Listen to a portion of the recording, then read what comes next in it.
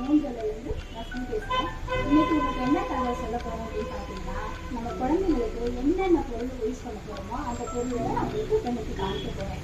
அதாவது ஒரு வயசுலேருந்து இங்கே 1 மந்த்லேருந்து 1 வயசு வரைக்கும் என்னென்ன திங்ஸ் யூஸ் பண்ணுவீங்களோ அது எல்லாமே நம்ம மூஞ்சலில் ஆர்டிகல்ஸ் எல்லாமே நம்ம கடையில் இருக்குது.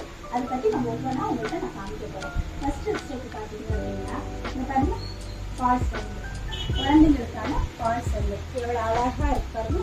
நல்லா பண்ணி இதெல்லாம் இதை குழந்தைங்களுக்கு பால் செல்லு நம்ம மருந்தாகவும் யூஸ் பண்ணுவோம். குழந்தைங்களுக்கு மருந்து கொடுத்து யூஸ் பண்ணுறதுக்கான பால் செல்லு நம்மள்கிட்ட இருக்குது.